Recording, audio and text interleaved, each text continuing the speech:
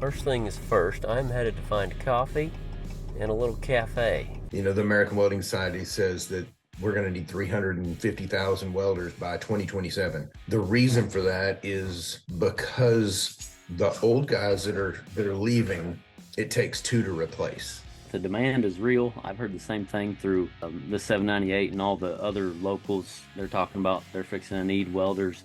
They're telling people now, because we need to warn you that we're fixing to need to borrow help from wherever we can, because we're predicting needing all these welders. So it's a real thing. The opportunity's there is what I'm trying to stress here. I enjoy passing on the knowledge that has been given to me from others and seeing that aha moment whenever somebody that has never picked up a hammer or had a blue-collar job in their life, whenever that aha moment just is in their eyes and they go, I get it. Why should somebody go to a welding competition even if they have experience? I get this question a lot here on the YouTube channel. It's usually roughly somebody with either 5 to 10 years of welding experience. Sometimes it's just somebody wanting to make a career in pipe welding in general. And so they ask me, do I recommend an apprenticeship? Do I recommend a welding school? They're just curious about what's a good option.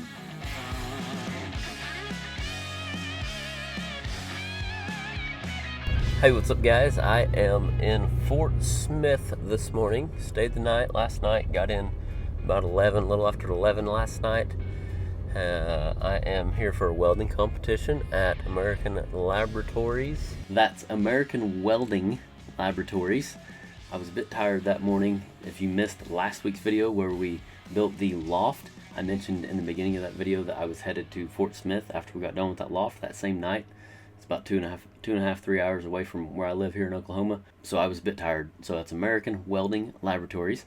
I got invited to be a judge along with Jason Sasaki. Here's a screenshot of Jason's profile on Instagram. If you want to go check him out and get to know more about him, I was very fortunate to be able to meet him in person. We had a good time. I learned a lot from him. So go check him out. But we both got invited to be a judge. I got a call from a buddy of mine that instructs there now. He's the pipe welding instructor there at American Welding Laboratories. His name is Peanut. He called me a couple of months prior to this welding competition, told me that they had a welding competition coming up, and I hadn't been to a welding school in a while. And so since Peanut was instructing there and I hadn't seen him in a while and I hadn't been to a welding school in a while, I thought, you know what, I think I'm going to prioritize going to this welding competition, and I'm glad I did. So I look forward to doing more school visits in the future. But anyway, looking forward to seeing Peanut. Unfortunately, I lost my audio again during some of this whenever Peanut took us outside to the shop to give us a little tour. Luckily, we didn't lose the footage, but we didn't get to hear Peanut, so maybe we can have him here on the YouTube channel in the future so you can get to know Peanut and actually hear his voice. But you will get to see his slick welding rig here in a minute. That's the same one he's had since I've known him, and he takes real good care of it. And I parked mine like on the other side of the parking lot whenever I got there because I wasn't going to park next to him. Anyway, I just wanted to correct myself and give a little intro to how I ended up at this welding competition. And a little bit later in the video, we will learn a little bit more about this welding school in case those of you that may be interested in this specific welding school. First thing is first, I'm headed to find coffee and a little cafe. Come on. There was a Starbucks in the hotel they put me up in, but I just really wasn't, I don't know, it just didn't feel breakfast vibe enough for me, so I'm gonna look for a little cafe. Oh, and what do we have here? Oh, that's not the cafe. Never mind. Found it. It's right here. 5th Street Cafe. You bet. Now I just need to find a parking spot. Looky here.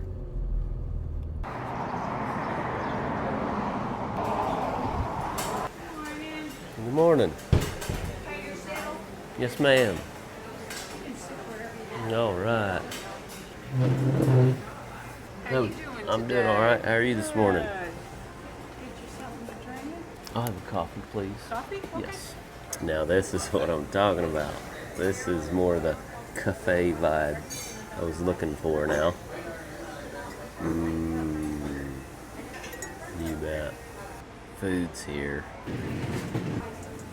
All right, we made it to the welding competition. We're a bit early, but there's a few contestants up here checking in already under that tent. There's Peanut's slick welding rig. I told you that thing was slick. As far as this location, Danny and his wife actually told me this is a real recent location. They were in a different location whenever they started. I believe roughly 3 years is how long they've had this welding school going. So that's an exciting standpoint here to be in this new location. And this is their first welding competition. All right, everyone, this is Danny Cobb. He is the owner of, him and his wife are the owners of Angela. That's correct, right? Angela? Correct. Are the owners of American Welding Laboratories, and I just wanted to introduce you all to him. Okay, so how long, the little I know about you, you taught at the college there where you live now, Fort Smith area. Yep. How long did you weld in the field before you started teaching at the college, and how long did you teach at the college before you started this school? So I broke out into the field in 2000, welding limousines together, cutting buses and things in half and welding them back together. Then got into the oil field. So I've got roughly 30 years in the industry of welding, but I've been welding out for, I guess, 24 years solid. Whether it be, I spent 16 years in the oil field working for an oil field company. We built very pressure related things that went underneath the drilling rigs, at kind of a safety device, and went on top of the blowout preventer. So I spent 16 years there and worked myself from the ground, just being a shop hand, all the way up to being the manager of their welding division, and building all of the equipment right here based out of Fort Smith for 10 different satellite stores across the nation. Oh, wow. So how did you run into the college deal, and what persuaded you to do that? So the instructor when I went to welding school was West Stark Community College. It had since turned into the University of Arkansas, Fort Smith. The instructor that was my instructor then contacted me in 2018 and said, "Hey, we need a night instructor. Would you be interested?" And I had, showed a few people at the school, or at the place that I worked, how to weld. And I said, "Sure, why not? How hard can it be?" And I started teaching part-time night classes in 2018. And then 2020 happened, and my wife and I decided, we talked about it, and I was like, you know what? I think I'm tired of the oil field. I want to become a teacher. So I quit my oil field company job and took a full-time position at the college. Gotcha. So just if it's 2024 right now, and y'all have had this school, your own school, for roughly 3 years now, you said?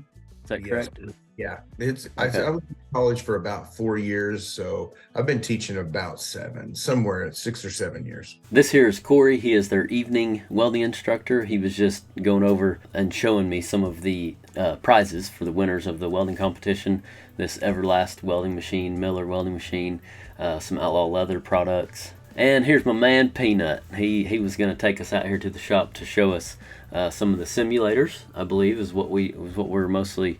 I thought we were getting a shop tour, but he informed me that he was just going to show me some of the simulators that he helped create here at the welding school. So Peanut actually started out in single-hand work, if you will, doing this boiler type thing. This thing that he's showing me here is something I have never seen in real life, because I've never worked in paper mills or nothing where there's all these, tubes. They call them boiler tubes or something. I don't know. Jason Sasaki would know more about this than I would, and some of you probably know exactly what you're looking at here. But anyway, it's a simulator. This is real life. All these pipes this close together, they got to weld these. So I do remember Peanut was telling me that they got to have one welder on one side of the pipe wall, if you will, and one welder on the other side, and then they feed each other, I guess, some of their filler rod, TIG. They're taking these things up, so pretty neat. And then he just shared with me a little bit more about these other pipe welding simulators, if you will. I personally think it's great whenever welding schools incorporate these real life situation simulators, if you will, into their welding program, especially their pipe welding program. It is so beneficial. It's such good experience to get, and why not get it right there in welding school? And if there was a pipe welding instructor that I could have chose to learn from whenever I was 18 years old in welding school, I would have definitely chosen a guy like Peanut. He's made a heck of a name for himself in the pipeline world. He has a reputation for running beads. I mean, he's got calls to go run beads on jobs like all the time. That's what he did a lot of. And of course, tie-ins. He made a heck of a name for himself whenever he was welding single hand and plants and stuff. So he is a solid instructor to have. So the guys here at American Welding Laboratories are very, very lucky, in my opinion. And of course, once all the contestants got signed up, it was time to start the welding competition. You can stand, we do not care. Adjust it however you want to, but you will make this weld in a vertical position, up, 60-10, root, 2 pass 70-18, 332 rod, correct? Everybody remembers that from the blueprint. You will spin that around, and that will be up also. Vertical up and over, vertical up and overhead. Everybody got that clear? Everybody understands, right? We also have a rod oven. It is yellow. 332 rod is in the middle. We just loaded it full yesterday. We have wire brushes and chipping hammers that we'll put in every booth. There will be no grinders today. Okay? We're here to weld, not grind. So everybody's ready, right? Three, two, one.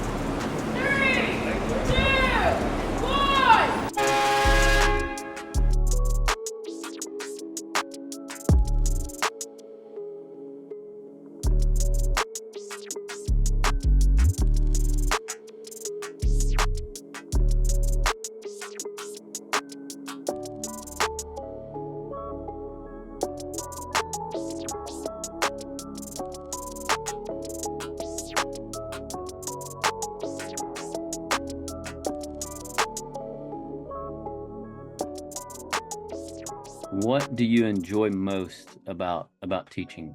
I enjoy passing on the knowledge that has been given to me from others and seeing that aha moment whenever somebody that has never picked up a hammer or had a blue collar job in their life, whenever that aha moment just is in their eyes and they go, I get it. I understand, and I'm good at this. Yeah.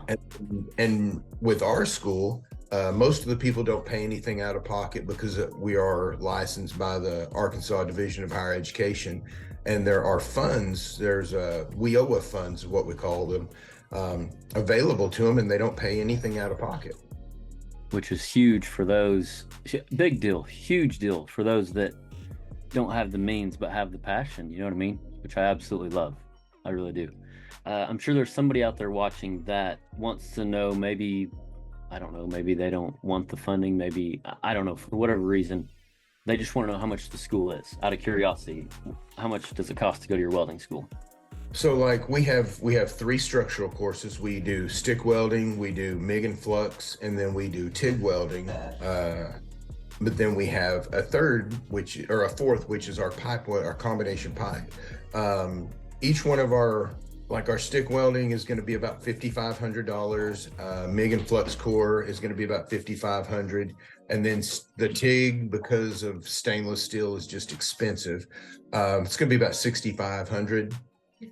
It's actually, Angela just told me it's 59. And then we have our combination pipe welding course, which is $16,985. And people are like, well, that's a weird number. But it's because we break everything down to make sure that it is as cheap as possible for our students, because we're not selling anything other than education. Right, right. And that's, I think, there's a lot of really good schools in the country. And that's what they're doing. It's not that we're going to get rich being teachers or owning welding schools, but we're trying to train the next generation, because we're in a deficit. As we talked earlier, the American Welding Society says that we're going to need 350,000 welders by 2027. The reason for that is because the old guys that are leaving, it takes 2 to replace. Number one, they just have so much knowledge. But we also, you and I both came up at a time where nobody wanted to give that knowledge back. They wanted to hold on to it and be gatekeepers for whatever reason. And it's just, we need to give that out or we'll lose it.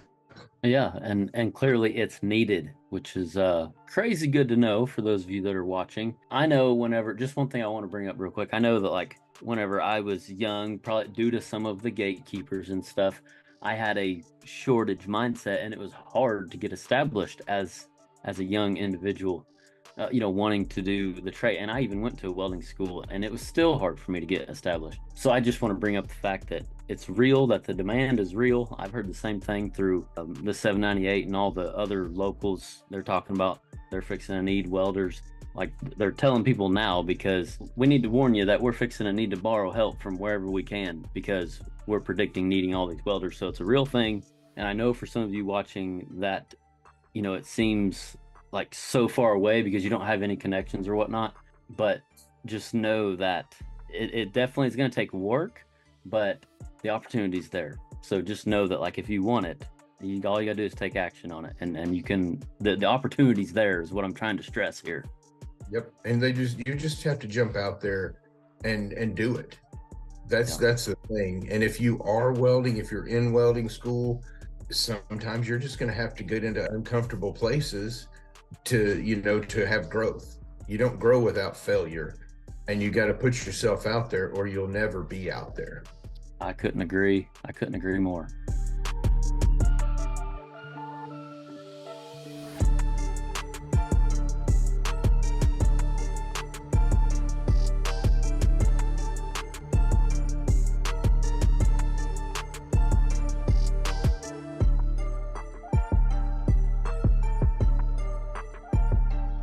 Alright, so we just had a little lunch. The first group has went, now the second group is getting their stuff tacked up. And then me and Jason have looked at the welds from the first group. We've kind of narrowed it down, if you will. And like I said, this second group is getting in their booths and getting everything tacked up. Here's some of the welds from the first group. What we've got is our first place so far. So what they had to do was put it in position like this. Weld uphill, flat, and then they had to weld uphill in here and overhead here. Then they had to weld this all uphill with 7018, and this one with 6010. Anyway, we've got her narrowed down, and this might change after the second group though. So this is what we've got so far though. Good looking 7018 weld around here.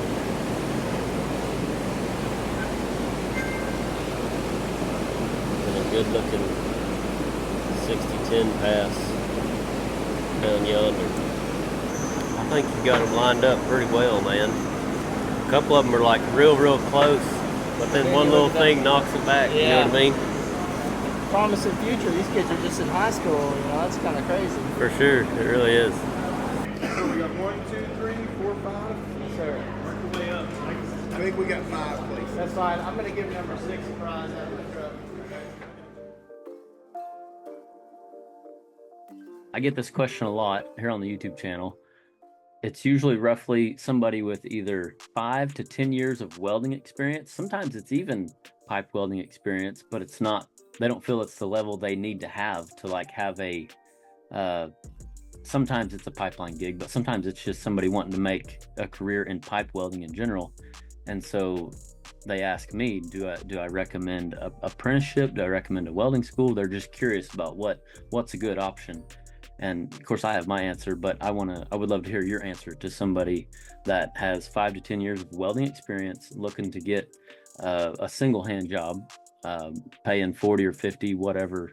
I mean, you tell me what it's paying for a certified, single hand welder. Right. And that all depends on the area that you live in. Are you willing to travel? Do you want to stay at home? But my answer to that is, just because you've done something for 20 years doesn't mean you've done it for 20 years correctly.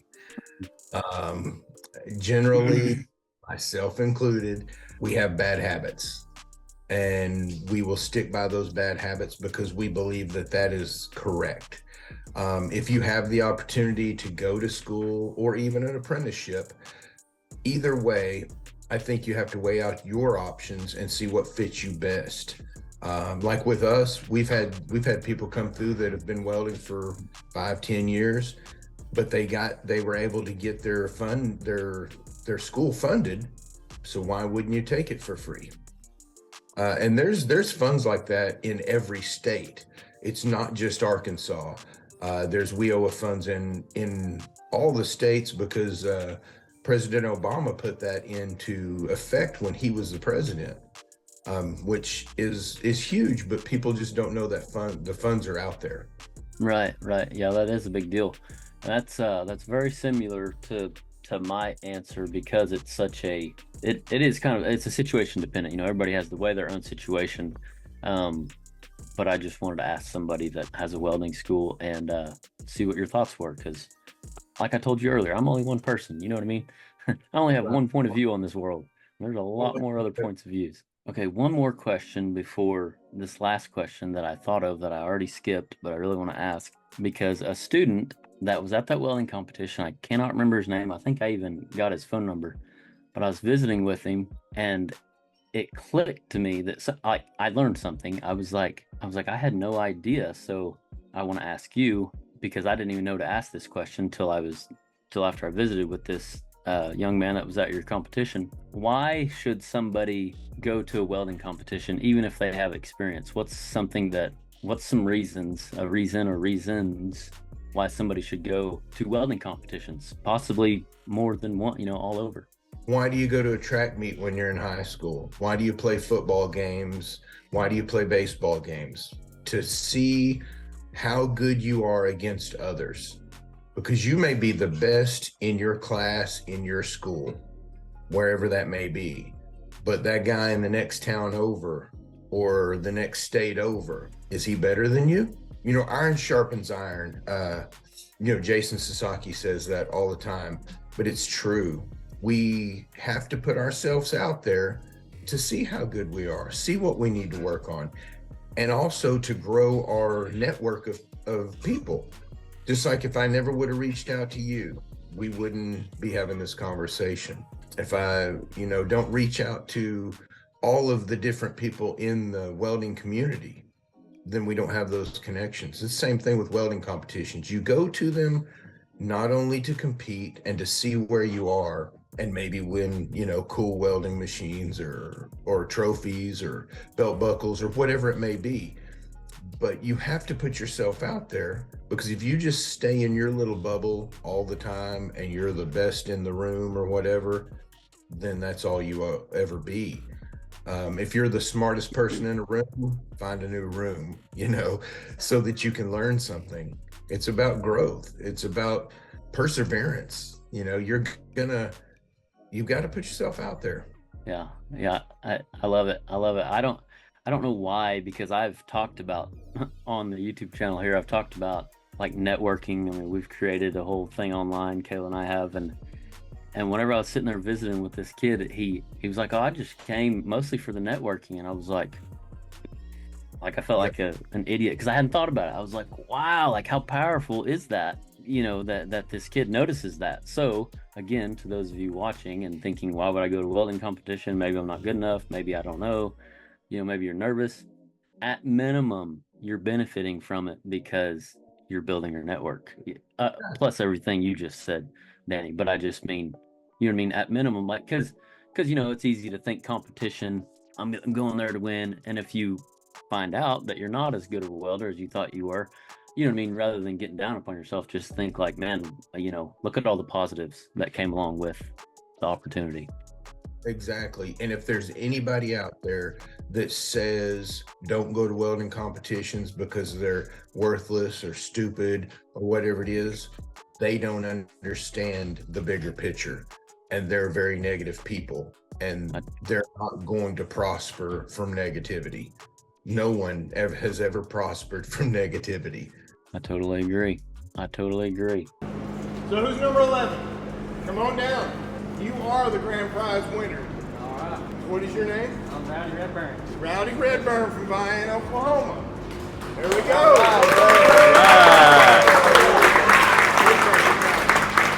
Congratulations, man. So the first place prize was the Everlast welder. That's what Rowdy won. Second place winner was Andrew Tolbert of Barling, Arkansas. He won the Miller welder. Third place was Daniel Pacheco of Fort Smith, Arkansas. I want to take this moment to thank Daniel for filming a little bit for me. I also want to take this moment to thank Gabe, a young man that's being mentored, if you will, or taught by Peanut, that watches my videos. Gabe, how you doing, Gabe? He filmed a little bit for me also. And the fourth place winner was Travis Barton of Cameron, Oklahoma. Looks like he won the Outlaw Leather products. The fifth place winner was Shaden Teehee of Vian, Oklahoma. Looks like he won a Miller welding hood. And lastly, I wanted to recognize the sixth place winner of this competition. His name is Zachary Vaughn of Podo, Oklahoma. The competition only gave prizes to the top 5 winners of the competition, but Zachary actually came up to me after Danny mentioned all the winners out there in the shop before we went in and awarded all the prizes. And Zachary was showing me his weld, and he was asking me what I thought that he could improve on. So I just wanted to recognize him right here on the YouTube channel, because I highly respect a man that, you know, comes in sixth, or, you know, doesn't come in first and still wants to learn. You know, I think that's what it's all about. You know, that's one of my biggest philosophies around here, is learning something every day. And that's what this gentleman did. You know, not only the networking, like we talked about, that a guy can gain from these competitions. Earlier, me and Danny were talking about the networking potential that comes from these competitions, but just the continual learning. So I just want to shout out to Zachary. Keep having that same attitude, keep growing, even though, you know, you may, quote unquote, lose a competition or whatever. Take advantage of the opportunity to learn. So that's what Zachary did. So I just wanted to point him out, shout him out. And congratulations to all of the contestant winners. Congratulations to everyone that was here at this competition. I hope you had fun. I know I did. And keep doing your thing. Keep practicing. Keep burning rod. And just continually learn and get better at your craft. One last question. Do you and your wife have any plans that you're willing to share right now for your school, as far as growth or anything that you would like to share as far as 2024, middle of 2024 right now, future plans? Well, we plan on, in hopefully the next month or so, being able to take the GI Bill. We do have a new partnership. I'm wearing a Tri-Tools hat today. They are sponsoring our pipe welding program by donating a mill hog for our students to use, which it's a new version of a mill hog because it is cordless. Oh, wow. Yeah, but we all, you know, we've got some big plans coming that I can't speak of right now, but we want to be kind of a one-stop shop for people, not just in this area, but, you know, we're in the middle of the United States, and we really want to be able to bring people here to learn as much as they can and to get as much education. Because it's not about just being able to run beads, and you know that. It's not just about being able to cut pipe or cut plate or whatever. If you're not an educated welder or a fabricator, companies really don't want you. They need somebody that can think, troubleshoot, and execute.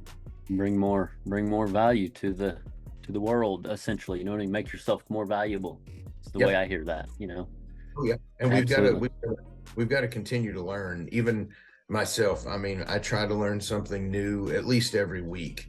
You know, I listen to a lot of podcasts, I do a lot of reading. I want to continue to grow. Yeah, absolutely. I love it, man. You and I got a lot of the same philosophies. Y'all are doing good. I really appreciate y'all inviting me to the competition, and I'm wishing y'all well. Oh, we were so glad to have you and Peanut or Dwayne. Mm-hmm. It was just meant to be. The fact that we work together and are friends. And as soon as I brought your name up, he's like, "Oh, well, I've got his phone number." Yeah, that's how you know it was meant to be. I totally agree. That's gonna have to be it. But like I said, I greatly appreciate you having me, and thank you for taking the time to share a little bit about yourself and about your welding school here for the audience. I really appreciate it. Anytime. We appreciate you greatly, and man, we'll do anything for you that we can. You know that. To learn more about American Welding Laboratories, you can check out their website. They have a very good website, lots of good helpful information there. That is AmericanWelds.com is their website URL. but the link will be in the description of this video if you want to go find out more about their welding school. Also, just check out all their social media pages. They're very good at, you know, posting to their social medias with educational information about their school and just helpful information in general. So if you want to learn more, check out the link in the description, and I hope you enjoyed the video. Have an awesome weekend, and remember, learn something every day.